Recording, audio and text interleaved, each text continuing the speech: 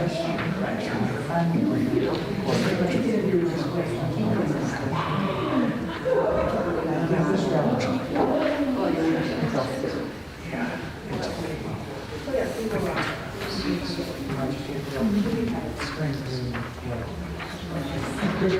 you okay on this side?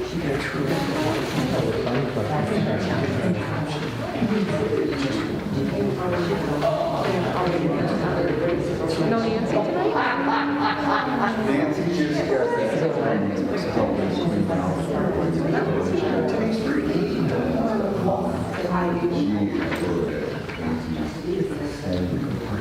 Where was she driving back?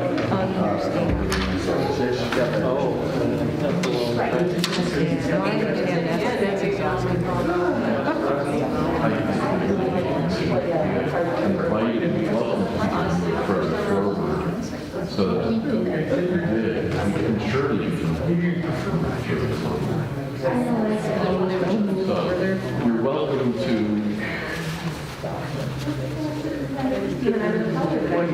Wow, and roll.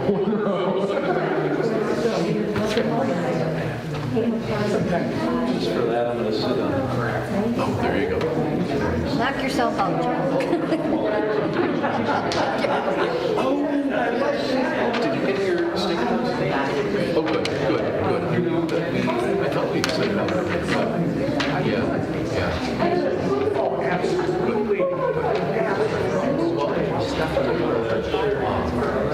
What is it? Check your husband's name. Well, somehow, she's got that. Yeah, and so some of the offerings were and it took us a while to figure it out. And Linda had gone in, she'd actually moved your husband by said, that's all. But she just was. Yeah, my knucklehead kid is. All time.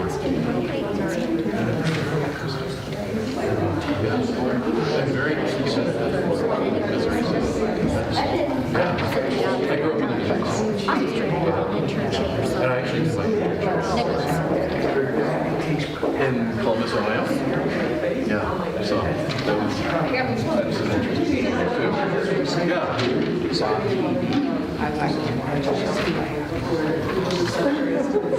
Good evening. What channel are you watching? And welcome to you all. We're going to start out with a hymn. If everyone has their hymn sheet with you, we're going to start out with singing "We All Are One in Mission."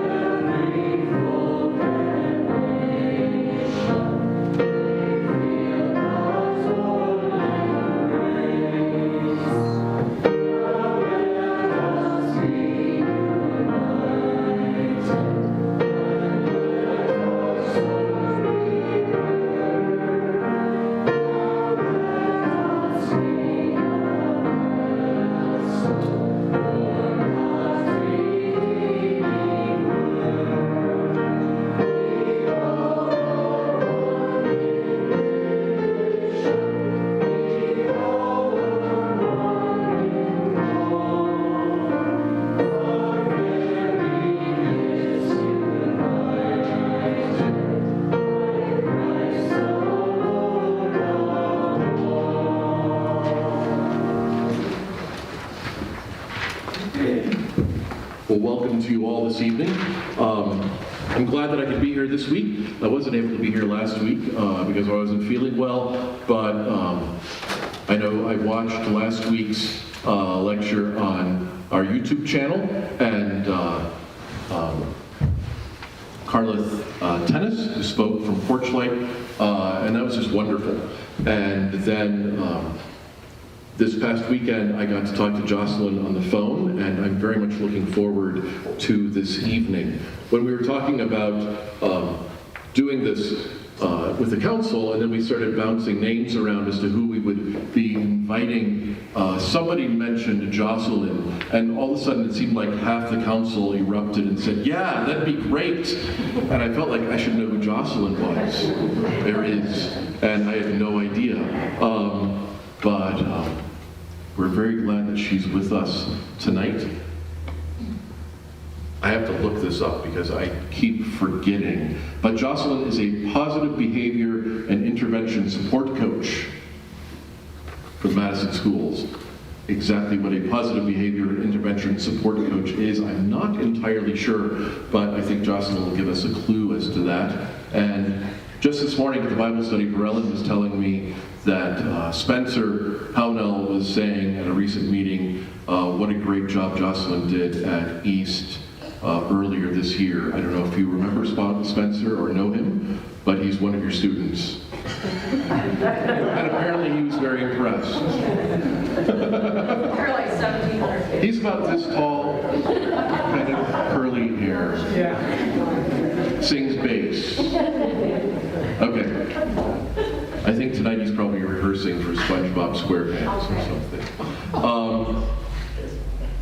I also found out earlier this week that Jocelyn played softball for UW Madison, along with our very own Tara Hoff. Who had the better batting average? Who had the better batting average? Ah, Jocelyn. All right. Well, she what? She went to professional. Your mom made it to professional? Yeah. Wow. Professional softball. It's a lot different than it was now. That was 20 years ago. We were just 1 year overseas. You know, I didn't even know there was professional softball now.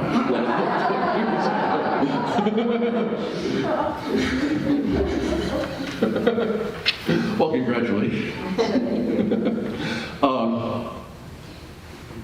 So, I would like to invite Jocelyn forward and turn it over to you for this evening.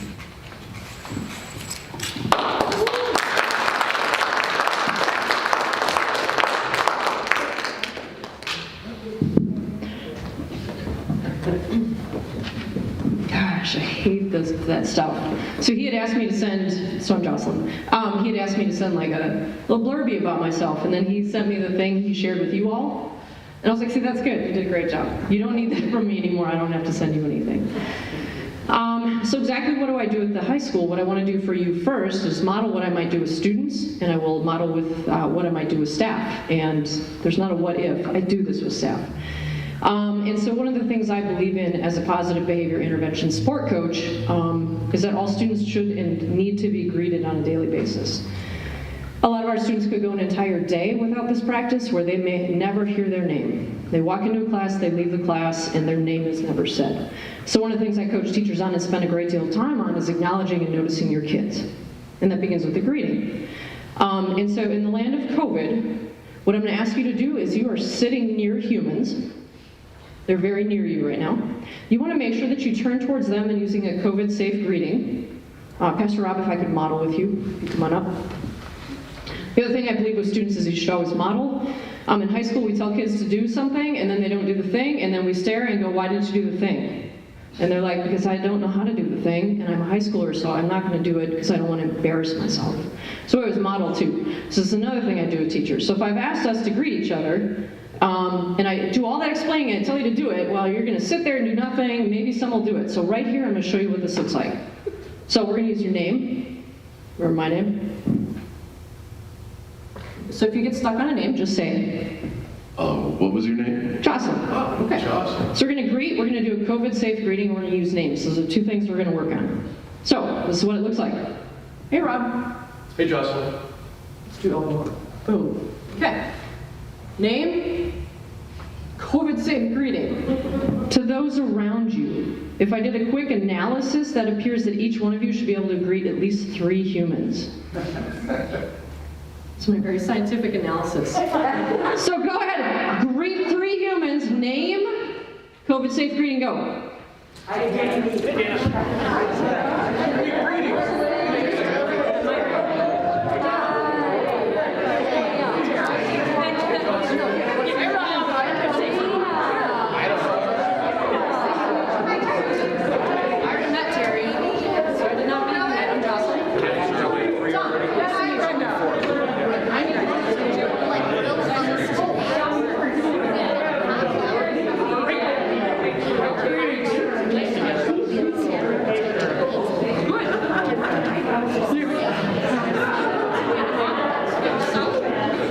All right, so wrap it up in 5 seconds. We're married. Bringing it back in 3, 2, 1. So everything that I just did, I would have done as an educator. I would have done this in a classroom with kids, we would have modeled it, and this is high school. And so you gotta straddle that line as a high school teacher to not make it come off as elementary, but also know that this is a life skill. And so in the high school right now, these life skills have sort of, they got buried a little bit by the last 2 years. So we're finding that a lot of students really need this support. A lot of teachers, one of the best teachers I have at East that I love, she even says, like, I do the thing, I model, I set up all the safety protocols, and they don't do the thing. It's so hard, and they're freshmen and sophomores especially, who seem to be hit the hardest by the pandemic. So I say all that. Greeting. The second thing we believe is you've got to get to know kids, but you got to do it in a way that they almost don't catch on that it's happening. And so what I want you to do now is, again, you get to know each other and build community, and I would do this in a class, so I'm going to do it here with you. In your groups, you want to make sure that everybody's included. So the way that I do this with kids is you need to commit to what I call the chicken wing. So right here, you have a chicken wing on your left. That's your elbow. See how it does that? And then your right elbow comes up, and then you touch the wings. Hey, you're friends now. But so are you two. Touch the wings. So you're a trio. Okay? So find chicken wing friends here.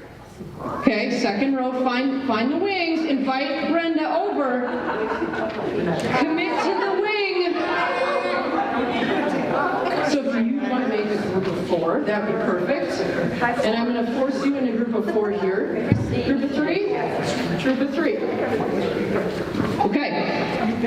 And in your groups now, what you're going to do is each one of you is going to share with another person. If you don't remember names, make sure you share names again. Your favorite childhood board game. Can't plug it in. Okay? Can't be plugged in. Can't involve batteries, unless of course it's Operation. That one I let that go because, but I don't think anyone actually likes that game because it's terrifying. So on the count of 3, you're going to go. Again, make sure there are names and make sure everybody's voice is heard. Okay? 1, 2, 3, go. Share names and go. Board games. What is your title?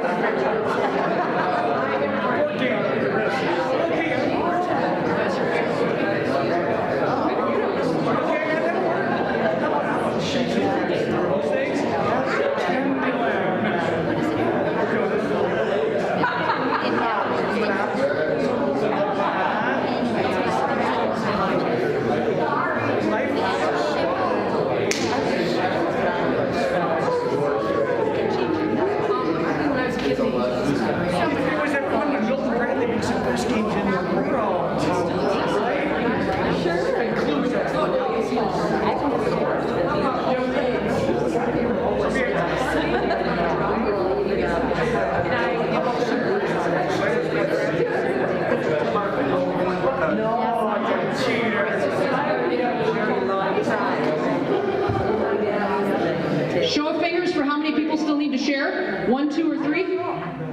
Go ahead. We did. Still waiting on one group. Talk amongst yourselves. You're doing great. Everybody, make sure you. You just yell at me. Sure, I totally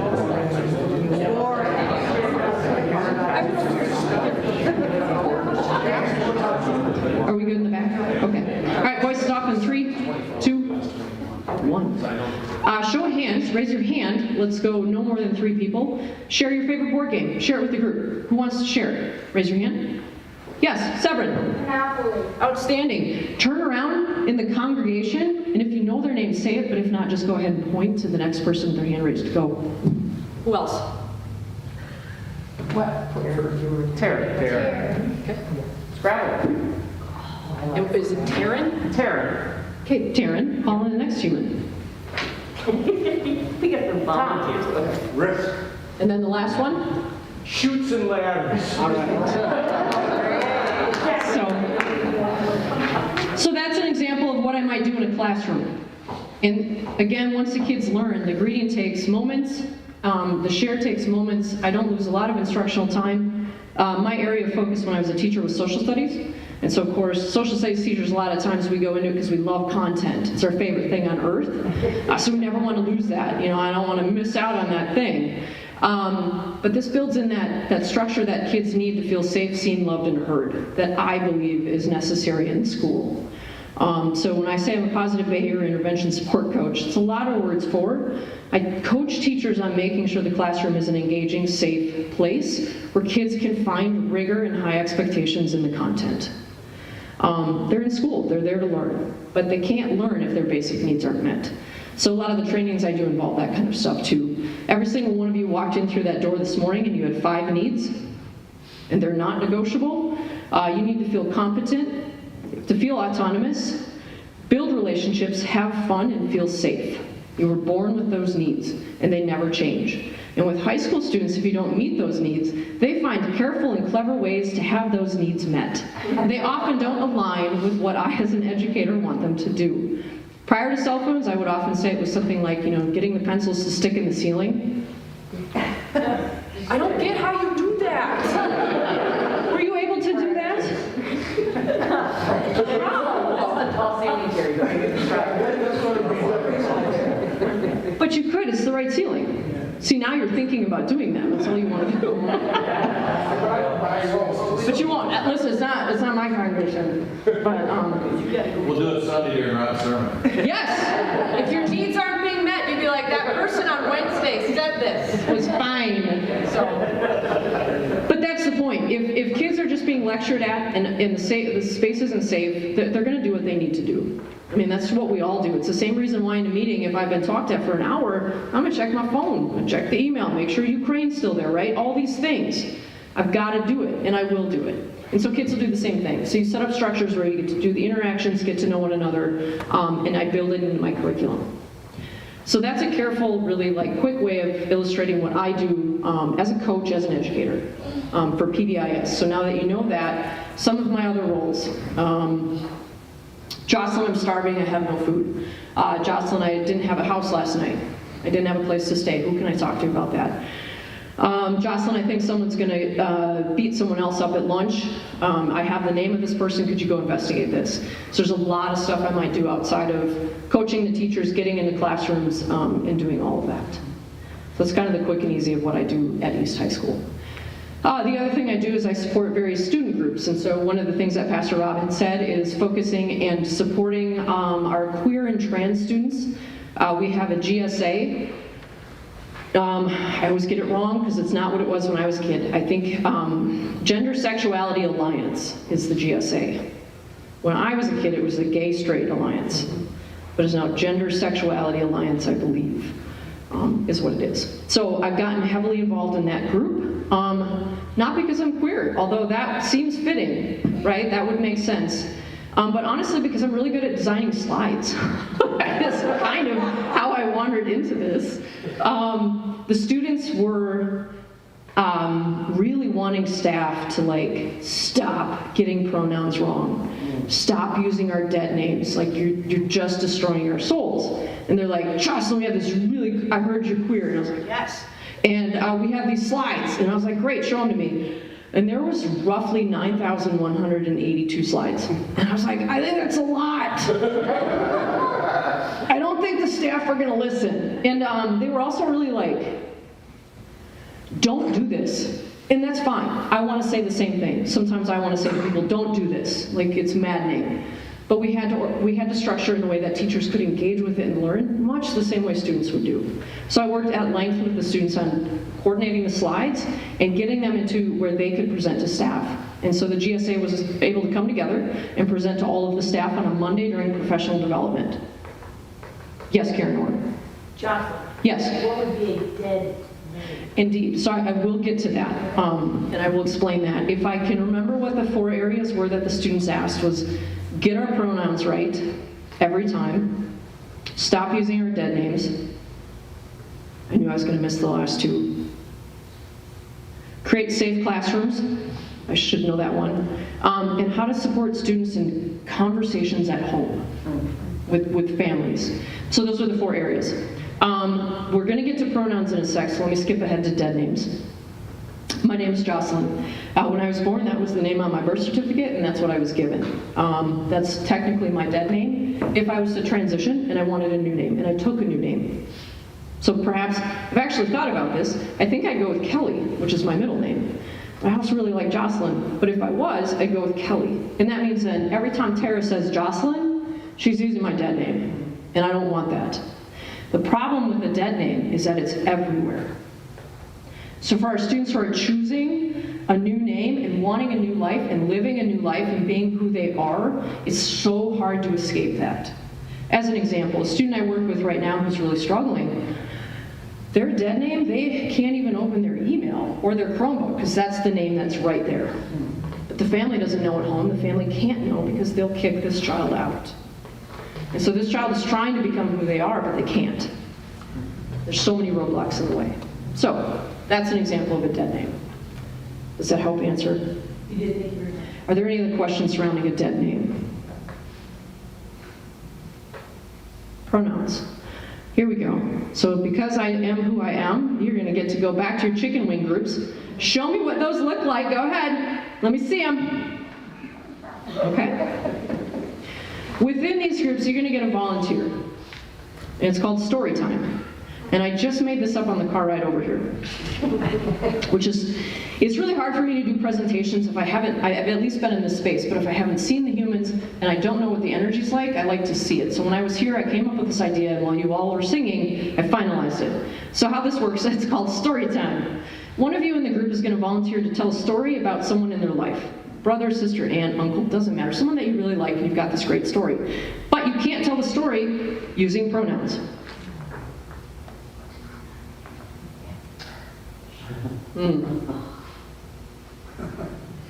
That's the rule. That's the only rule right now. So, in your chicken wing groups, go ahead. You need a volunteer to tell a story about their family member named, I don't know, Henry. I don't know why I thought of Henry. And you're going to tell a story about Henry when they were a kid. Go ahead. I don't have a timer on this. I'm going to make it up. I always make up times. You have like 3 minutes. Go.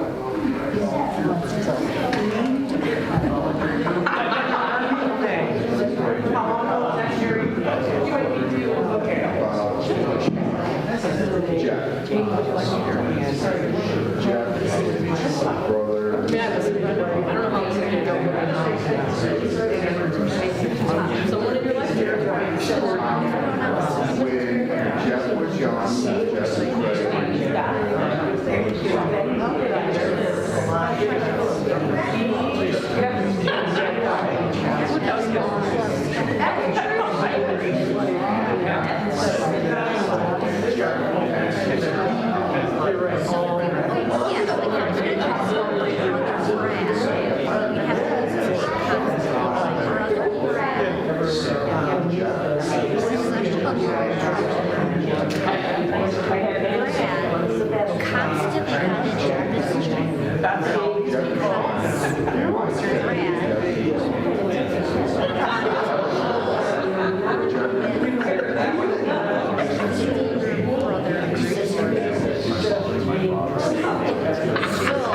I love this right now. Yeah, good.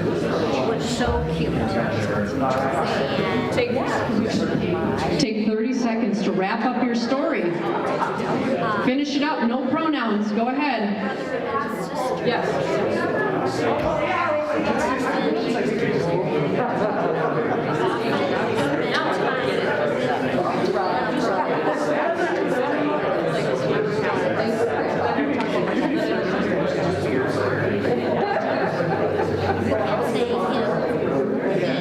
I just think it was easier to do anything else. Don't say anything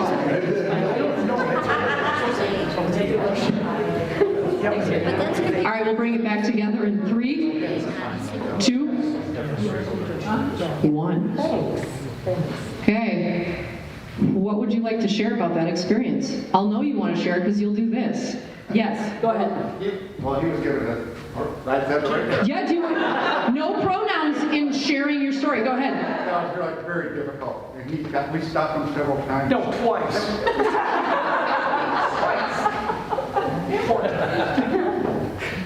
His brother, but it's a cool word. It's my pronoun. It's not. I didn't say that, so yes.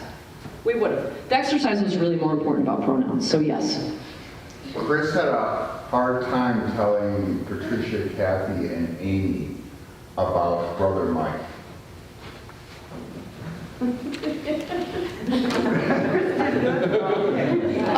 Other experiences or thoughts as this was happening? Yes. And then back to you. Yes. So Jocelyn, Terry, yes. the difficulty that I had was that I know this person so well. And not using a pronoun to describe this person was very, very hard. Yep.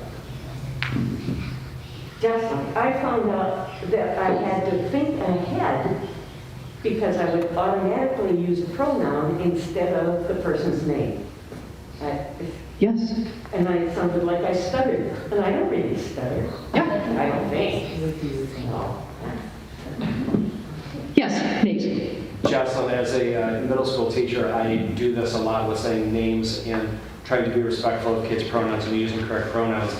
And even when I was telling my story to Lynn and Brooksy, I started losing the thread of my story because I was saying names instead of pronouns.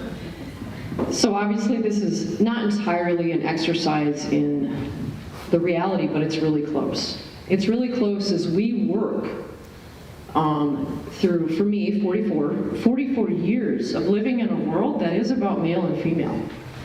And when I started into this and I started teaching and I had to learn to undo all of that, and I still mess up. I just messed up the other day with a student who is they, them, and I said she. It just came out and I couldn't, it's like I could see it coming out and I couldn't stop it, right? And all I did was say, I'm sorry, they. Then I moved on with my life. So one of the things we talked about, that the students talked about with staff, was you've got to practice by doing things like this. Expanding your mind, exercising it, because yes, right, you have to think ahead. Honestly, I still have to think ahead sometimes, and that's okay. So you practice, and then, so I said practice, and learn to say, whoops, sorry, say the thing, and move on. Like, trans kids don't want you. They were like, please stop taking us after class and talking to me about it again. I was humiliated in front of the class, and now you want to talk to me again? I have to get to art class. And like, I've moved on. And really at that point, it's not about the kid anymore. You're doing it because you feel bad. And so when you're making it about you, that's really hard. So making it about them is when you go, whoops, shoot, they. And if you don't catch it in that moment, and another kid tells you, then that's your choice. Then you can go up to the kid and say like, I got your pronouns wrong, Karen. My bad. And then move on. Sorry. Yep. Okay. So yes, love you too. Use the object, use their name and not use a pronoun, is that what you're saying? Thank you for clarifying the purpose of that. That was to get your brains exercising a little bit to see, because someone may come to you and say, I'll use myself, Jocelyn, I don't want she pronouns anymore. I want you to use they, them. And I want you to honor that everywhere you go. So it means if you're going to tell a story about me, if any of you, I go by she, her, so that's fine. But if I was they, them, my hope is that you all leave here and you retell the story without she, her. So now imagine telling, well, we had this person come in. Their name was Jocelyn. They were really good at speaking. They had lots to say. It becomes a lot harder. But remember, my identity isn't she, her. It's they, them. And I need you to honor that. And that's what our students want. Does that help clarify? And that's where I encourage you to just use my name. Yes, Pastor Rob. So, Jocelyn, yesterday when I sent the email out to the congregation, I was writing it, and all of a sudden I thought, oh no. What are Jocelyn's pronouns? I cheated. And I went back to one of Tara's emails, and Tara said she. Well played. Regarding Well played, Pastor Rob. I can use she. Yes, absolutely. So. Really good context clues. It's like, I've got to figure this out now. Instead of just, I just get to write an email like I normally would. Well, Yeah. I've got to think about it. Now, if you didn't have that and you had sent a separate email and you said, hey, Jocelyn, before I send this, what are your pronouns? I'd have been like, boom, I love you. You could have, but you use context clues, and Tara's like family to me, so of course she would know. Right? Right. But if you didn't, yeah, hey, what pronouns do you use, But it's Jocelyn? also, it feels awkward to me to say, Correct. hey, Jocelyn, what are your pronouns? It feels worse if you don't get the right ones. Yeah. It's far more harmful if he had just gone out and assumed she. Maybe I was really trying to figure out my life. Maybe that email was from 6 months ago. Maybe it was 4 months ago. Maybe I've decided I am. So, again, this is all complex stuff, and those are really very situational in nature, but they're really representative as a whole of what our trans and queer youth are going through. Is they try to figure out who they are. And so you put yourself in their shoes for 7 periods a day where they're constantly being dead named or misgendered. That wears on you. And we know that our trans youth, by and large, are the ones who have the highest rates of depression, anxiety, death by suicide, and drug and alcohol addiction. And they outnumber almost all populations. So, just keeping that in mind. Yes? Jocelyn, could you please, I'm feeling kind of ignorant, could you please define what queer means Yes. in this day and age? When I was a kid, queer meant I'm going to beat the crap out of you. There was a game, if you grew up where I did, called Smear the Queer. Yep. Yes! Yep. And I was joking, like, why was I always getting tackled? Because I was small. And I always wanted the ball, and so I always got tackled. But it was a terrible game. Smear the Queer, haha, that's funny. Kill the gay person. Queer in the 90s and the 2000s started to take a bit of an evolution as it came on the heels of like feminism and stuff like that. It's taken a long time, and even for myself in the last 10 years is when I've started to identify as queer. So queer, to most of us who use that word and the students I work with, envelops all the things. Just queer. I'm not straight is basically kind of what it's at. But like even a straight person in some ways could be queer. So queer is just outside of the outside of, I keep getting normal stuck in my head, but that's not it. It's different. So who said that? Yeah, it's just different. So a lot of people can identify as queer. For me, it's the one that means that works the best. For a long time, I identified as lesbian and gay. Lesbian at first, and then transitioned to gay, and now for sure queer. And most of that is because I finally become comfortable in the fact that like people call me sir all the time. It used to drive me nuts. It's great. I remember the first time a couple of years ago, someone thought I was straight, and I got excited. Like, wow! I just need to figure out why it is you thought I was straight. Like, because most people think I'm gay or a man. So all of those years later, to me, queer now envelops me as a non-binary human. I'm not female, I'm not male. I'm 44 though, so like me thinking about using they, them, I'm just quite honestly too tired. And she, her works for me because I've never had that body discontinuity. I've never sort of hated who I am in my own body. And a lot of that is because of the way I was raised. I'm thankful to my mom and dad who, I was raised Catholic, so I was 9 years old and I had to have first communion. So first I was like, N-O to address. And they're like, well, you have to. And I was like, I don't get it. They're like, but you don't have a choice. I said, fine, then make it pink. So I'm the only... I think that was that autonomy I was reaching for. So I'm the only girl in a pink dress. Oh, this gets... So then I said, fine, I'll wear the dress, but when we open presents, I'm not wearing the dress. That's the only way you're going to get me in it and to do pictures. So when you look at their beautiful pictures, and then there's me in a cut-off muscle shirt, which was my trademark as a child, and jean shorts. So that was the only way my parents could get me in a dress, because it made me feel awful. I still feel awful in a dress. I can't stand them, I don't get them. I've never understood them. I only wore them because it's what I was supposed to do. I also want to be a dude, right? So like I have these kind of both ands. So the long answer to that is queer to many of us who identify that way are different. For me, it's also because I am married to a female, and also I just am not male or female in my presence. Does that help? Very much. Thank you. The thing I can tell you about those of us in the queer community or trans community, we far prefer questions than assumptions.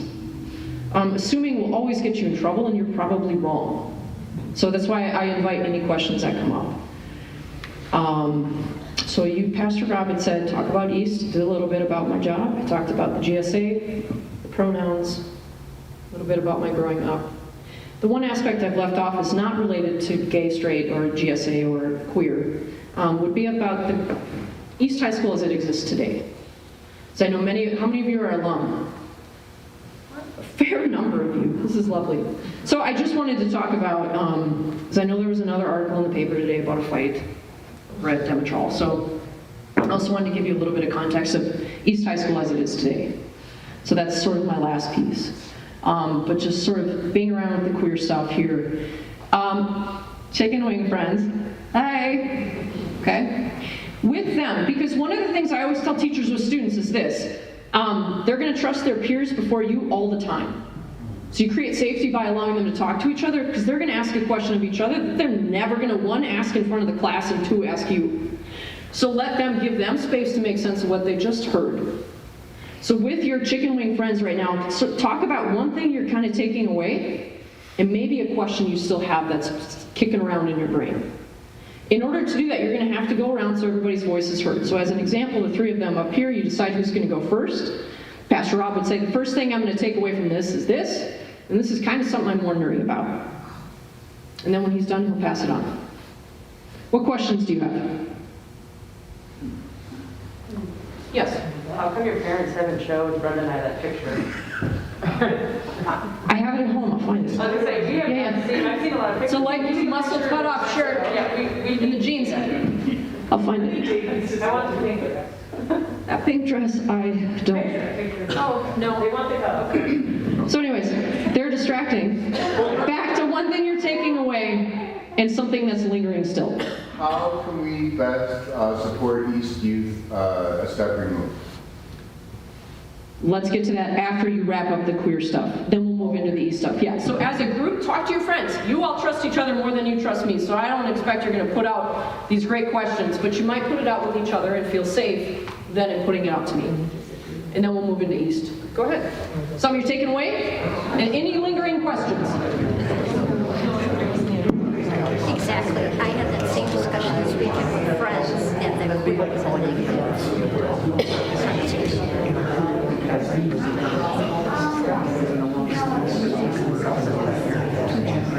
Interesting that you mentioned that even for one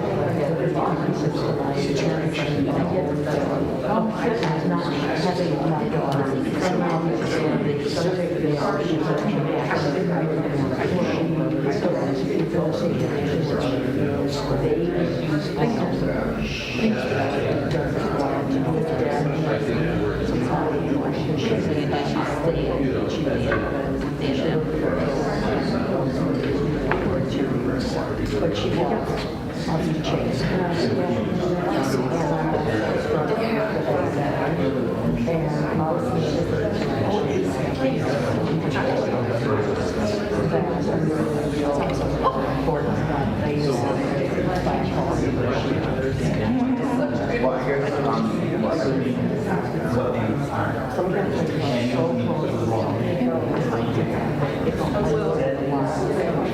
They apply to anybody wants to know what's the stylist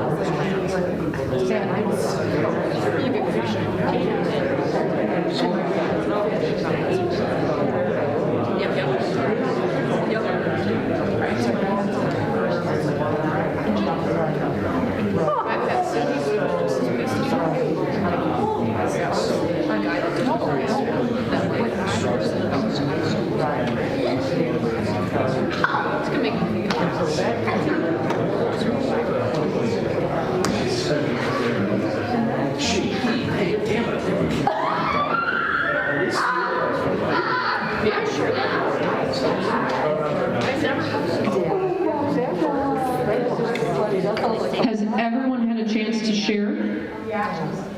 Okay, take one more minute. Keep talking. Hang out. Talk about your favorite movie. One of my biggest wow. What did you do? That she felt and how supportive she's very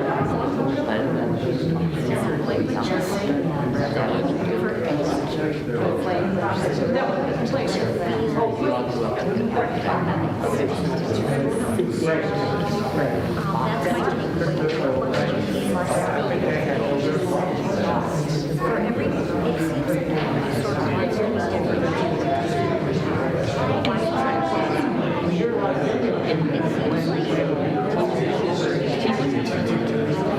seems sort of like or maybe I'm not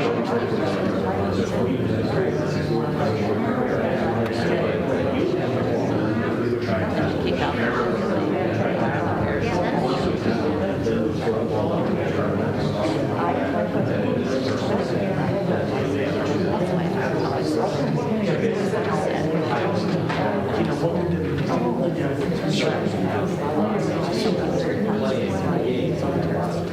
We will come back together here in 3, 2, 1.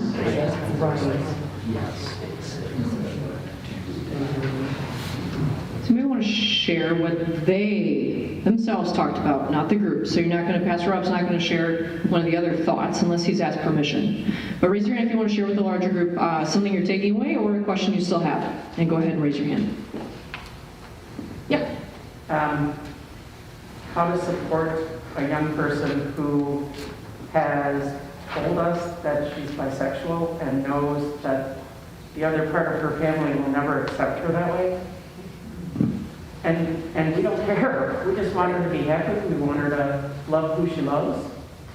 And we have fears of how that will affect her when her father finds out. Absolutely. Who's no longer our son-in-law, thank God. So we'll hold that one right there. What other questions do you have? Lingering, something you're taking away? Yeah.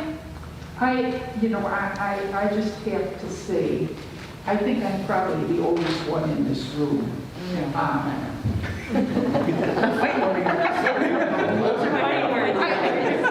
gonna throw it out. Yeah, and we're going to have to let it, so.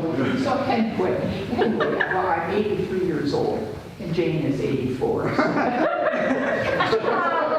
Just put you out there, Jane. You see what happened? Go get her. Anyway, I graduated from East High School in 1956, and I've had 3 kids that graduated from there who are all in their 50s right now. Well, needless to say, things have changed a bit, because there wasn't any talk of any of this kind of stuff that we're covering right now back then. We had, does anybody here remember Smelly Nellie? She was the teacher that had a nickname at East High School when I went there, Smelly Nellie. And anyway, there were two black children in the whole high school at that time. I graduated in the class of 400, so there were 2 black students in the whole high school. So none of that existed, back when I was a student. But then as my kids grew into their student years at East High School, you could see things start to change a little bit, And some of it I was very opposed to, in my selfish way. No, you can't hang around with that girl. She's black. You can't hang around with her. She's black.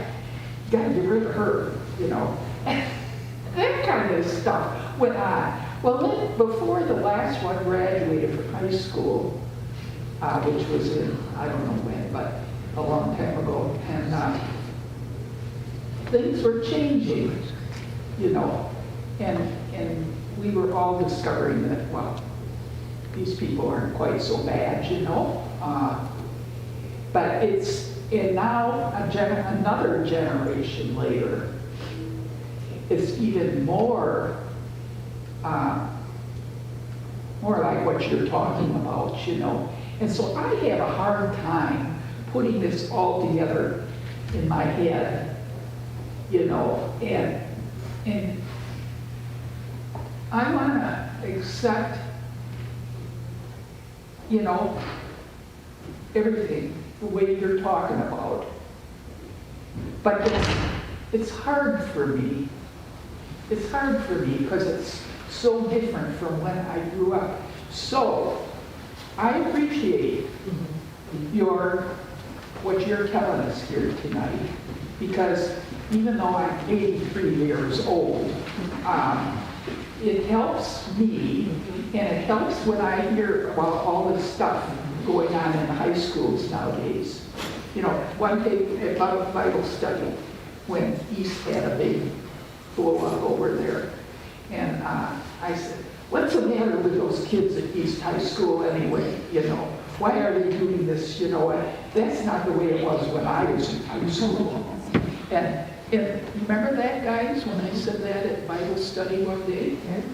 And you remember. Anyway, you know, and you were one of the ones that people were trying to calm me down and get me to understand, well, this is a different time. You know, this is the way, it's different than when you were in high school, Shirley. I don't think that was just an age thing. We were doing the same thing with Dave. Okay. Calming him down. All right. Jocelyn was by text. But anyway, so I for one want to thank you for turning on some light bulbs in my head. Perhaps I can calm somebody else down someday. So I didn't catch your name. I caught Jane because you were like, yo, you're a lot older than me by a year. What is your name? Shirley. Shirley. An old-fashioned name. You can tell I'm 83 years old. Nobody names their baby. Well, my wife's name is Daisy, and she's not 84. Oh. And it's either cow or old people is what she's off. Or dogs. Dogs, cows, and old people. So thank you for sharing that, Shirley. Yes? As the parent of two more recent East High graduates, I gotta say, in their age group, I learn a lot from those kids. And I think, you know, in life, we only hear the bad stuff. Yeah. But the kids are all right. Mm-hmm. You know, I mean, and they need us to understand. They do. Thank you. Well, I saw something probably on 60 Minutes or something. Anyway, it had to do with some younger people, probably under 18, who felt they were the wrong sex. Gender. Gender. Yep. And so they went through a change. After the change, they discovered they were wrong. Yep. That they should not have made that choice. Do you feel that there should be an age at which somebody should be physically transitioning? Boy, I kind of guessed that question would be asked. That's a hard question in that I'm Jocelyn. So I'm going to give you my opinion. You can take it or leave it. That represents a really small population of people. But it happens. I mean, my wife was married to a man. Almost bought a house together. Does that mean she didn't love him? I don't know, right? Like all these things. So it can happen. But what I would argue is what's pretty amazing about today are the hormone blockers and things that we have that you can do right away that can really give young people a chance. I don't want to mix up my words here, but like, I'll use myself. I think it's safest. I think when I was a kid, I might have been identified, had I been growing up now, as a trans kid. I genuinely wanted to live like a boy, and I did. A lot of it is because I loved fishing, and I loved being outdoors. I loved playing sports. I mean, you'd find me in the summers playing softball or fishing. And now you find me fishing, and the softball has gone a little bit to the wayside because I'm 44.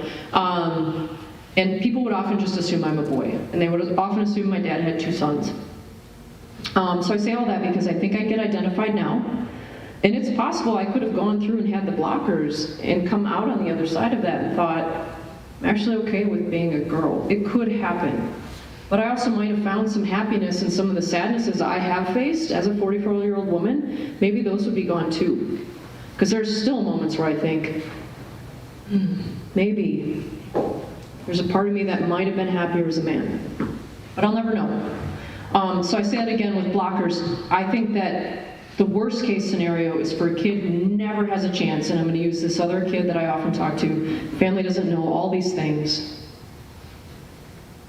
I just thought, I didn't say that name before, did I? No. Okay. If that family, they don't accept that child, they never get a chance to explore any of this, they go off into their adult world. I mean, they're already 10 years behind puberty. That's really hard for some of our trans kids. They never had a chance. So had this kid been able to be on blockers with a family that was supportive, their life would be different than what it is right now. So, and I know surgeries aren't going to happen when you're 16, so like that's not even on the table. No one's going to do that. But blockers are, give the kid a chance, and those are reversible, just like that. Just like vasectomies. So, things are easy. I don't know if that helps answer that question. It's got to be family-based, but yes. Do you feel, Jocelyn, that just like we are comfortable with he, she, him, her, we as a society, we as people, we like to label. We like to put people in categories. That's partly, I feel, sometimes what this is an issue. We want to categorize people. And the bottom line is, the Lord asks us to love people. The Lord doesn't ask us to only love white people, only love boys, only love girls. And that's something we've all struggled with our entire lives. You have friends, you have people who aren't friends, you don't like your boss, you don't like, there's different things. But it all comes back to, if we would just love and stop labeling, then this isn't much of a discussion. But as long as we keep trying, we keep trying is really the key to this. So I'm going to make sure I come back around to what I heard, about our youth and talking about how we can support them. How do we support like a young person who's come out as bisexual? One thing that I absolutely love studying human, how we've evolved to become who we are today. I love studying societies. And one of the things I ran into was how our brain works. And in a lot of ways, labeling is part of who we are. If you go back when we would run away from things that could eat us, we had to assess scary situations as quickly as possible. And what's happened along the way is with our socialization, some categories of humans, because of society, kept getting put in the scary column, right? And you can all take that to where you're going. And so your brain can assess that, and it's wrong. But it's doing it naturally. We've got to make split-second decisions about everything, and my brain's doing it right now, even if I don't want it to. And what I have to do is work to undo that, right? So if I look at Tara and I've never met her before, and it makes an assessment, and I see it, and I go, wow, why did I do that? Okay, I did that thing, and we're going to move on. It could be if Tara was black. It could be if she appeared to be gay or trans to me, and I had that thought, I see it, and I go, let's not do that again. But it's in there, whether I want it in there or not. And that's what a lot of queer kids, black kids, Latino, any of them ask you to do, is to notice those things, acknowledge it. We appear to all be white in here. I'm sorry if you're not, but if we are all white, acknowledge that as white people. We do that because we've been the dominant group for so long. So yeah, acknowledge it. Oh yeah, just got a little bit nervous by the group of people of color who just walked by me. Own that. And then move on with it, and don't do it again if you can. Yes? Two things. I guess one observation and then one question. Sure. What Karen was just saying about being called to love other people, just the idea that love isn't always easy. And it can be a lot of work, like trying to figure out pronouns and rewiring. It's just easier if you'd use your name, Rob. Wouldn't it just right? I mean, that's what some teachers say. Why do you have to make this so hard? Your name says Rob. I wish that wasn't true, but we had a teacher at East say that. Yeah. just so hard. Why do you gotta make it so complicated? Yeah. But that's just because it's hard on you. And which means to love, we need to do that work. The question I had, and this kind of came up in our group, from something I was thinking about and something Drellen was mentioning, but the way our society has changed, and Shirley was talking about that and others.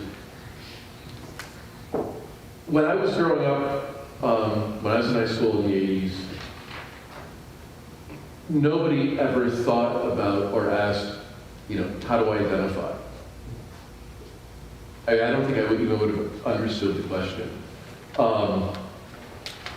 I guess my question is kind of, how did that change, or when did that start becoming a question?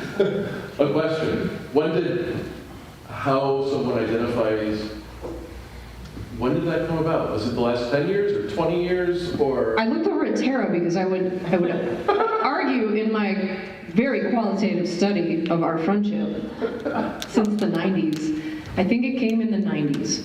I think as we started to give names to this, as well as it started to show up on TV. And so I often reference Ellen for many reasons, but one of which is I remind students today that in the 90s we had a television show with a gay female character, and her show was canceled because we couldn't have that. She lasted months, that was it. That was the generation, that was my generation looking at that, and that's when the word started to get used publicly in newspapers, Time magazine, in conversations, and we started to see the advance of the gay-straight alliances, P-flag. All of those started to surface in the 90s, and that's when we got more of the queer movement. So that's when I would say that would happen, and I would say trans issues have come on the heels of that. Yeah, Nate. I think it's important to note, too, that there have always been queer people throughout history. Always. It's only been recently that it has been safe to talk about it. And identify openly. Because I can tell you, when I came out in high school, I only came out because people found out. And then I just did it, I did it more like, you got a problem with this? I'm gonna beat you up, right? It was more of, don't come at me with that. Now, I always say this too, I had built-in protections. I had two parents who were well known in the community. I was a standout athlete. I was a standout academic student.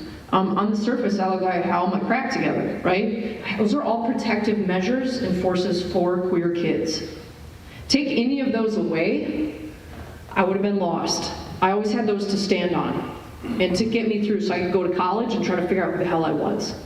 But I promise you, when I came out to my parents in 1995 in Stevens Point, Wisconsin, even I was ready to go, I'm gonna move out if you don't accept this. I don't know where I'm gonna go. I do know that my girlfriend at the time, her parents were very unaccepting, and when they found out, I felt like it was one of those after-school movie specials. Terrible. They did that whole kick me out of the house. I slept in the car all night long because I was supposed to be over at her house, but they wouldn't let me stay, and they said I did this to her. It was all the stereotypes you could come up with got launched at me. So that was my lived experience with her folks, who turned out to be really supportive, but just not that time. So again, yeah, I would have left. I would have rather been dead than be closeted. That's how important it was when I did come out, as I lived in secret for so long.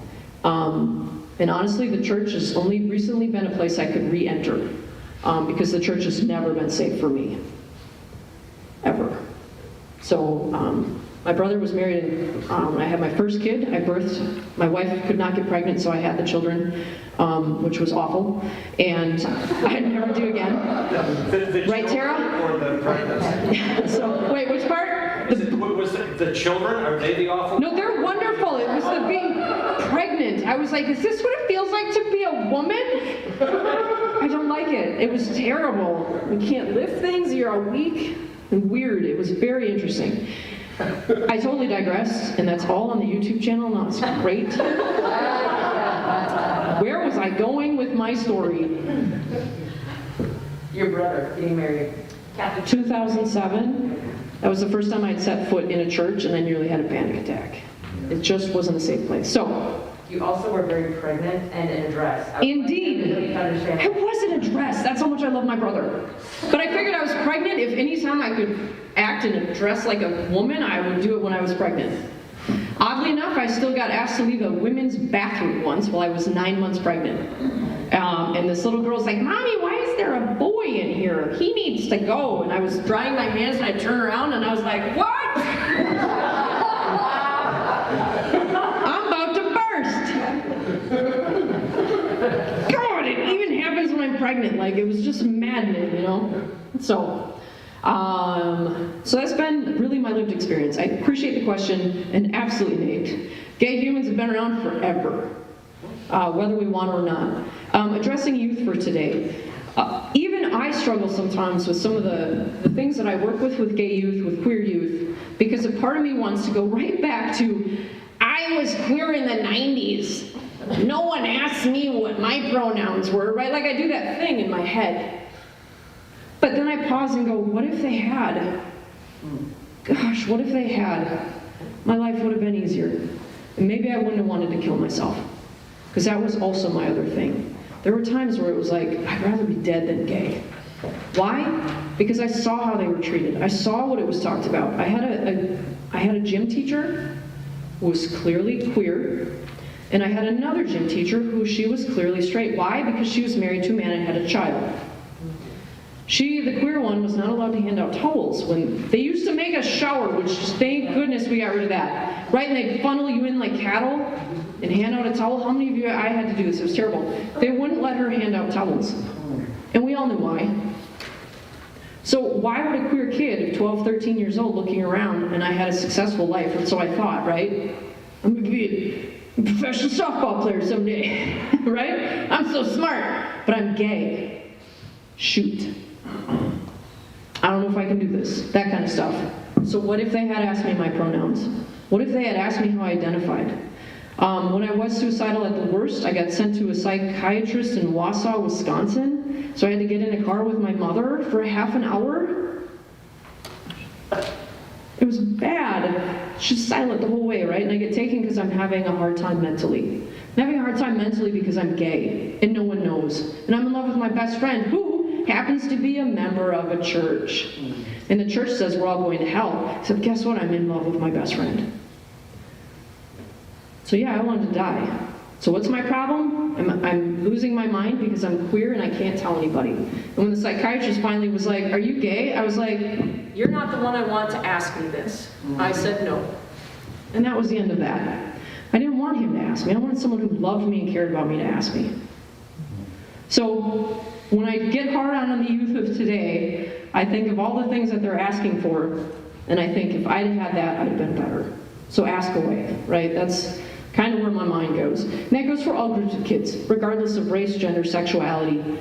They're not asking things because they're weak and wussy and don't want to do anything. They're asking things because someone before them paved the way, and they had it a little bit better, and it can still be better. So our kids at East High School.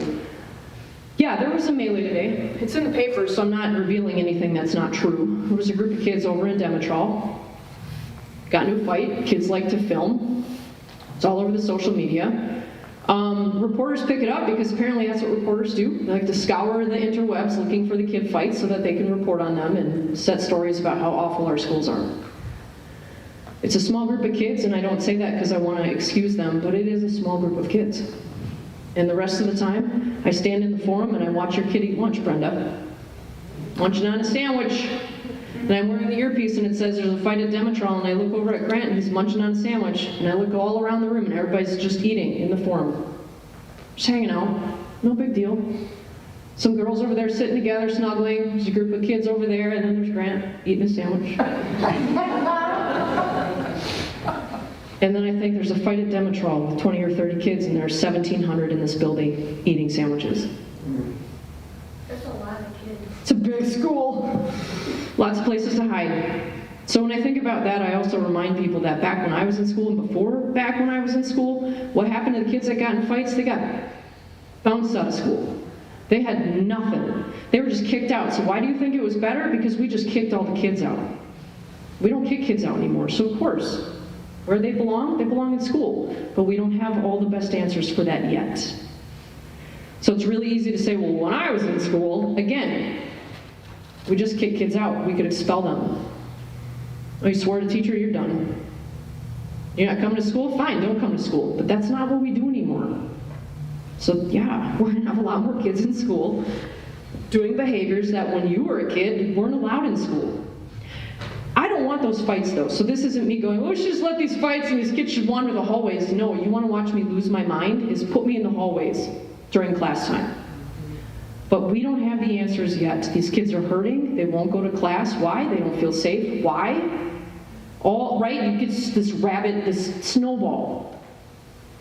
But there's so many things wrong in society right now that these kids need help. How do we help our East students? Push back against some of this stuff in the papers. That drawing by Neil, whatever his name is, it's a political cartoon he drew, and it's this kid going off to East High School in riot gear. And there's a paper in the front that says, State Journal, East High School kid. And it says, bye mom, I'm going to school. Push back on that. Why think of Grant eating his sandwich? There are lots of kids that are trying to do the right thing and trying to recover from this pandemic.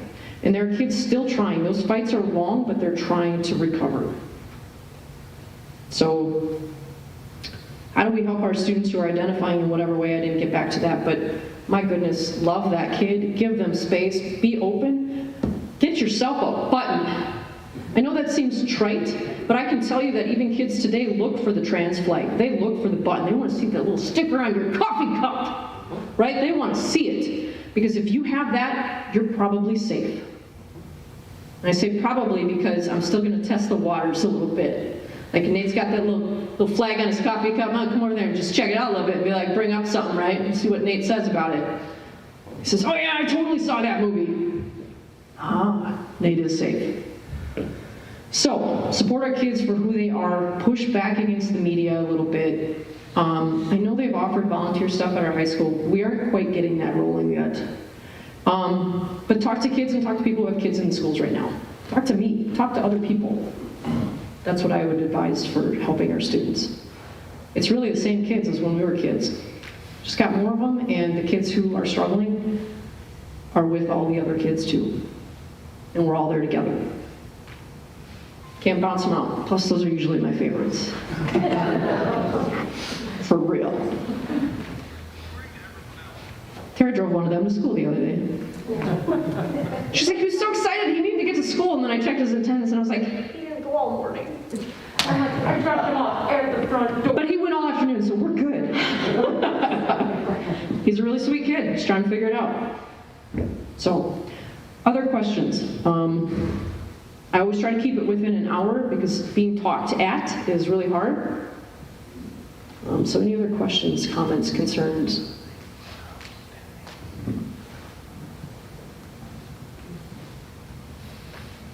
Well, I want to thank you. Yes, but I really don't like applause. So we're going to do something that's not applause. Oh, yeah, So don't worry. I'm not, and I appreciate you saying thank you. I'm honored to be here, and I was really glad when Tara asked, and quite honestly, Pastor Rob, talking to you on the phone totally took down sort of any concerns I had. You really have a nice energy. So thank you to that, and you're welcome, Shirley.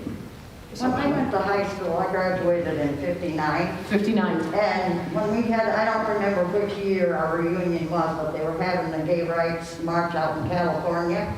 Well, when I went to high school, I knew there was 3 boys in my class that were gay. And so Freddie wrote a letter to us, and the person who was the MC read it to us. And everybody at the table I was sitting at said, I didn't know they were gay. I always knew they were. You had the gaydar. It's real. Yeah, my parents brought me up to believe that if they're not doing nothing to you, what makes the difference if they are different, red or black or whatever color or gay or who cares? And mostly people don't. Right. But I can tell you this, I want to add this to Psych Urban Stevens' point. I never experienced physical violence or threats until I moved to Madison. And then I can tell you stories. So when people say Madison is a great place, I say, And let me tell you a couple of these where I was not safe and I was threatened. And often by yourself. I mean, that's intentional, right? So. Any other thoughts, questions, comments, concerns? Okay, yes. Well, even when our church, we talk, the Bible has a lot of pronouns, obviously. Yeah. And we even think of God as male. Mm-hmm. I mean, even the Lord's Prayer will say, our Father, assuming it's male gender. I just think that needs to change in the church. And, well, even in literature, any book you read is going to have all kinds of pronouns in it. Yeah, and what I always say is just get to a place where someone said it, like you're just tweaking your brain a little, so you just change a little bit at a time. I mean, I don't think any queer or trans person, myself included, is like you need to change the Bible, because quite honestly, any of the apostles, they probably all identified as he, so those are correct, right? We all have pronouns, that's the thing. Brenda identifies as she, so I would expect if I wrote a paper about Brenda, it would say she. So there are things that are really appropriate and accurate. So it's not that all pronouns have to go. You just want to be thoughtful about these things. Let your brain change just a little bit at a time. Because I think, thinking back, I made so many mistakes. And I know, you two have been, right, and I think I've learned so much by being vulnerable and speaking my mind, and then doing that among people I thought were safe. And that could give me feedback, and for me to be open to that feedback and be like, yeah, I'm sorry, because the intent matters, but also I think by not wanting to say anything, or I don't want to get it wrong, so I'm not going to say anything at all, I think that can be a trap too. Yeah, we talk often in restorative justice stuff about intent versus impact. I didn't intend for that to happen. I know you didn't, and yet the impact is such that, so let's work on that. It's okay that happened, but this person's really hurt. So what can we do to make this right?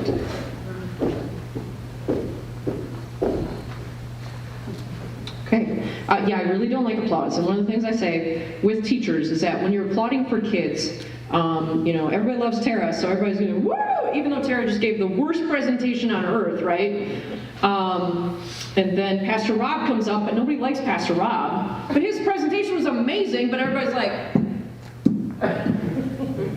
that doesn't feel good to Pastor Rob. So I talk at length about the importance of celebrations that are quick and to the point. So you saw me snap earlier. So that's one form of celebration. So if you want to say thank you for coming, Jocelyn, everybody just do snaps. It's really hard to oversnap or undersnap. So that's an example of one. But there's a ton of them I do in my training. But honestly, the one I love the most is called Power Clap. I was once doing a training for 300 people at Memorial High School. One of my colleagues is there, and it's all new staff. And I was up on a table, and I was like, we're going to do a power clap. And I was like, oh. And Xanda's in the back, and she's just looking at me. She's dying. And to this day, that was 6 years ago. And she's like, did you do power clap today?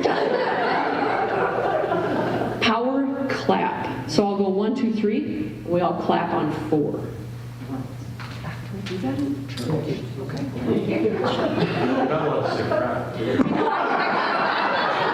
then I'm like, you're going to ask me.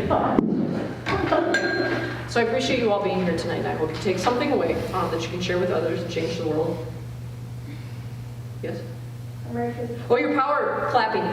Again, power clap. Do you want to count it down with me? You don't get to sit there. So you're going to go 1, 2, 3, we're going to clap. 1, 2, 3. Early there. We need to do this again. 1, 2, 3, clap. 1, 2, 3. Okay, so thank you all. No clapping. I can feel it. You're always and I'm going to clap.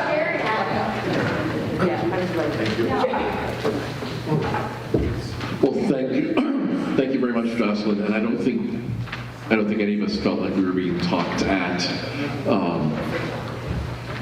So this was really great. Thank you very much. And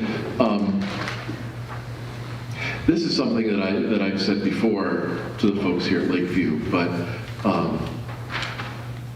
I think one of the missions that we have as the church is to bring about healing for all the things the church has done wrong in the past. And I'm glad that you felt comfortable coming here and speaking here. Lynn helps with recitals and well, things for my son, I'm sorry. Yeah. But also, your email was wonderful. Well, good. Thank you. Yeah. Thank It you. really helped. Never underestimate things like that. I'm glad Derek got your pronouns right. It's not bad time to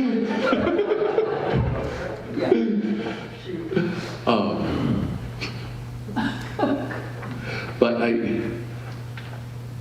when you were talking about not feeling welcome in the church, and I mean, that just breaks my heart, because that's not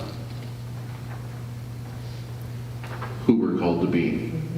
And I think there's just so much work that the church has to do, because we've not loved people. So I just wanted to say that as well, but Thank you. thank you. And this was wonderful. And now we're going to sing All Are Welcome, which is a hymn that's in our hymnal, and a lot of times people mention, that, well, we sing this hymn, All Are Welcome, but do we really mean it? I think, in the church we need to really mean it, that all people really are welcome. So let's join in singing this hymn.